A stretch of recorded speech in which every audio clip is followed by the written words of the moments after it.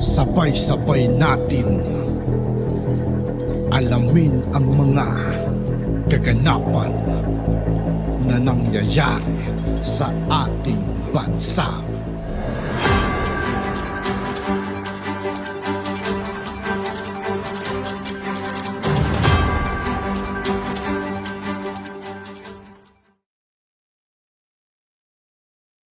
Yo, what's up mga kaibigan? This is I2K po again. Ngayon, nandito naman ulit tayo sa channel ni Pinas Trending Now TV. Dito naman ulit tayo magbibigay ng komento at reaksyon. Kaya samahan niyo ako guys. Let's go! So ayun na nga mga kotsero, no? Kanina, mukhang lumalala ang patutsadahan ni VP Sara at ni drama queen Risa Ontiveros. Drama queen talaga. Kasi naman ang drama niya kasi talaga. Anyway, panoorin natin yung balita tungkol dyan mga kotsero. Kasi, well, kasi you know, it's fun. Panoorin natin itong balita kanina. Umiinit ang sagutan ni na Vice President Sara Duterte versus Senator Risa Hontiveros at Congresswoman Franz Castro. Sa I do likit-kit not mag-isa. respect Ms. Castro and Ms. Ontiveros. I have no respect for them. Berta naman ang senadora. Hindi ko kailangan na ang respeto mo, VP Sara. Kung hindi mo kayang irespeto ang mga katrabaho mo, irespeto mo man lang sana Kahit kami mga kaibigan, din namin kailangan ng respeto ni Risa Hontiveros. Sino ba siya? Di ba? ang paggasta Wala pa siya sa kalingkingan ng ating mahal na BP Inday Sara mga kaibigan.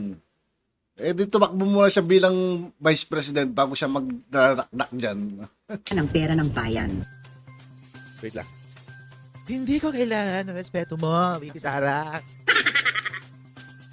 Ang drama talaga mga kotsero. Hindi, ewan ko dito kay Risa Ontiveros. Talaga, napaka-drama talaga. Drama queen talaga drama queen. Ewan ko ba't pare-pareho sila mga dilawan. Pag yung mga dilawan pig CPP, pare-pareho na ugali, lahat sila mga drama queen. Tuloy natin to. Nag-ugat ang patutsadahan sa pagbusisi ni na Hontiveros at Castro sa ginastos na 125 million pesos na confidential funds ni VP Sara kahit wala naman yan sa 2022 budget ng Office of the Vice President. Galing ang pera sa contingent fund ng Office of the President na inilipat sa OVP. Ang pondong yan naubos daw ng OVP sa loob lang ng 19 na araw. Pagkatapos ng mga pagdinig ng Parang ang nakakatawa yung balita ni News 5, no? Parang sinasabi niya na kaya nagkaroon ng ganitong patutsadahan kasi dahil binubusisi daw yung budget ni VP Sara. Hindi ho yun ang dahilan dito. Hindi ho dahil binubusisi lang. Hindi ho. News 5, get your facts straight. It's not hindi lang ito tungkol sa dahil binubusisi yung budget ni VP Sara. Ito po ay dahil merong sinasabi na illegal daw na transaksyon. Mamaya, pag-uusapan natin yan. Senado at Kamara sa isang pahayag idinaan ni VP Sara ang patutsada niya kina Hontiveros at Castro. Nauna naman ang iginiit ni Hontiveros na walang masamang magtanong kung paanong ginastos ang pera ng bayan. Hindi anya special ang OVP. Sagot naman dyan ni Duterte. Hindi naman kami ever nagsabi na special ang Office of the Vice President. In fact, we respected the process doon sa budget hearing ng House of Representatives and ng Senate. The discretion, the decision whether to grant confidential funds is really up to Congress. Diit ni Hontiveros, ipaliwanag na lang ng bise kung para saan ang hinihingi niyang milyon-milyong pisong confidential funds. Higit isang linggo na, simula nang nag-hearing tungkol sa confidential funds. Pero mas marami ka pang patutsada kaysa sa paliwanag. Ganyan din ang ipinunto ni ACT Teachers Party List Representative Franz Castro. Bukod sa confidential funds, pinuna rin ng kongresista ang nasa 2 milyong estudyanteng hindi nakapag-enroll ngayong school year. Tanong niya kay VP Sara na siya ring tumatayong education secretary na saan ang mga hindi nakapag-enroll. Sagot ng biseng, Pahanap niya sa akin ang mga bata na para bang kinuha ko yung mga bata na yan kasi kung saan-saan. Si Franz Castro, kinuha niya yung mga bata dyan sa Talaingod. Kasi ililipat niya doon sa Manila para mag-rally. Siya yung may kidnapping. Siya yung may human trafficking. pinabulaanan naman niya ni Castro. Itong trump up cases na child abuse. So funny talaga. So nakakatawa talaga. Hindi yung trump Pa siyang mamersonal kasi ang sinatanong ko lang naman saan niya ba dinala. Nasakta na may personal daw. But it's true. Totoo naman mga kaibigan, di ba? Yung kaso niya ngayon, sinabi nga ni Rappler Special funds. Sa susunod na linggo, isasalang na sa plenary debates ang panukalang budget para sa 2024. Ayon sa House Appropriations Committee, hindi ginalaw ang hiling na kabuuang 650 million pesos na confidential funds ng OVP at DepEd. Okay. Ngayon pag-usapan natin mga kotsero. Balikan natin yung pinupunto ko kanina. Na kaya kasi ang gusto palabasin nito ni News 5. Kaya meron mga patutsadahan ganyan kasi itong dalawang kongresista na to, si Risa Ontiveros at si Franz Castro, binubusisi daw yung budget. Parang sinasabi na kaya nagagalit si VP ay dahil may bumubusisi sa kanya. Parang gano'n ang lumalabas.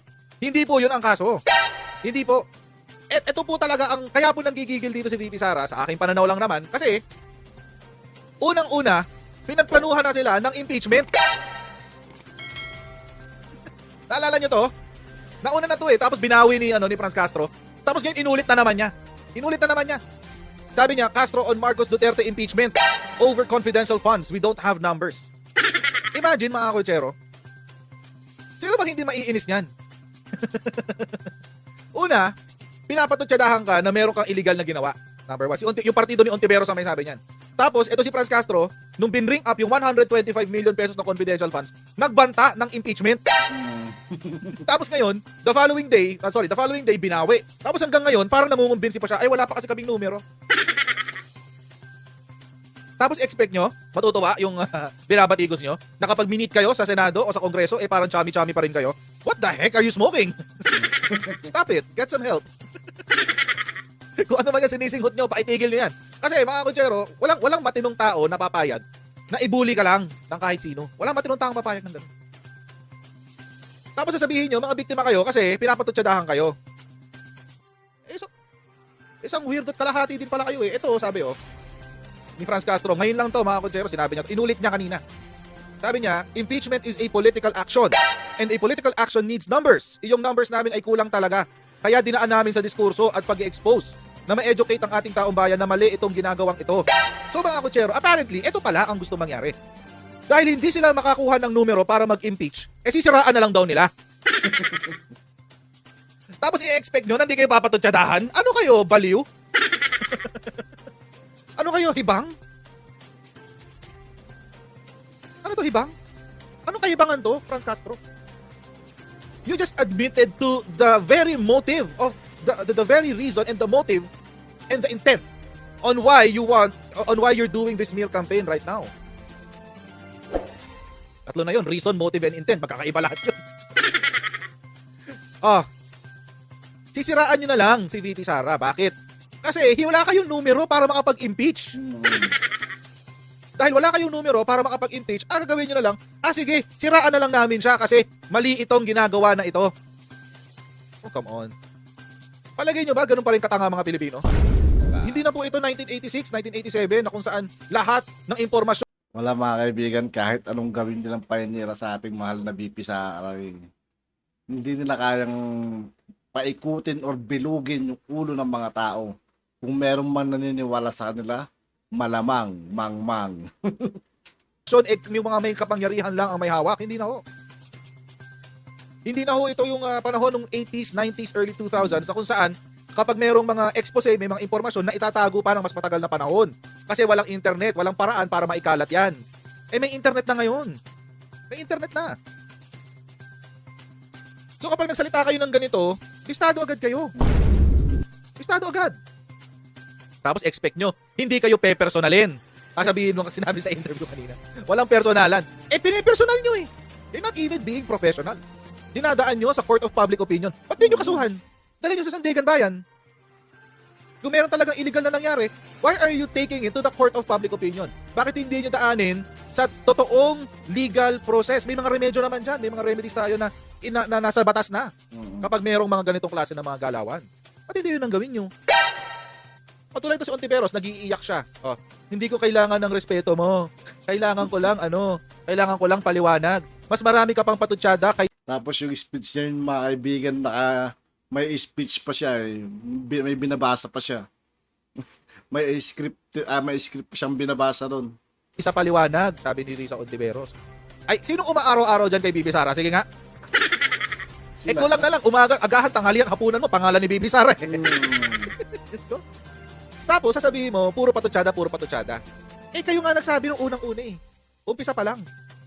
Kayo na ang nagsabi na merong malinaw na unauthorized, kailangan may managot sa unauthorized at malinaw na illegal na pag-transfer ng pondo.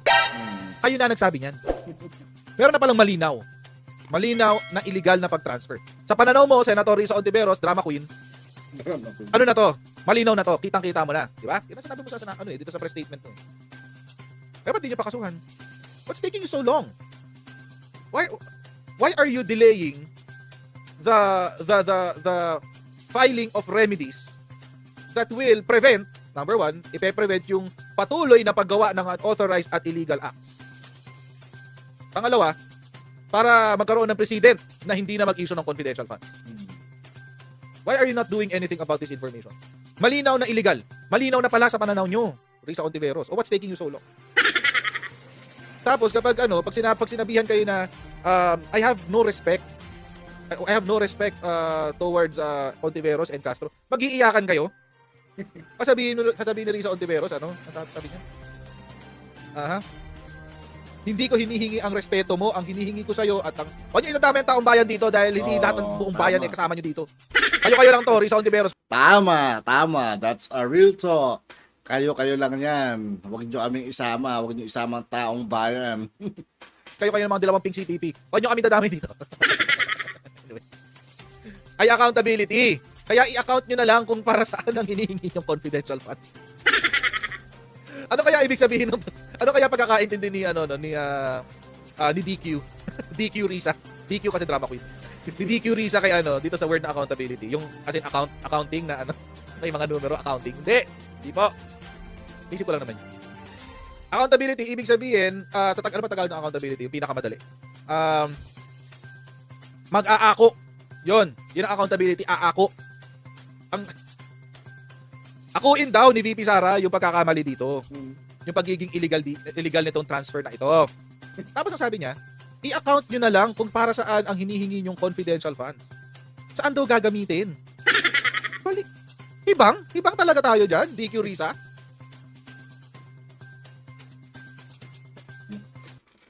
So ayun na nga mga konchero. At yun nga po mga kaibigan, dito po nagtatapos ang ating reaction video. Muli, ako po si I2K ng Sundalo ng Dunggalo at 811. Maraming salamat sa patuloy na pagsuporta. Yeah, peace out.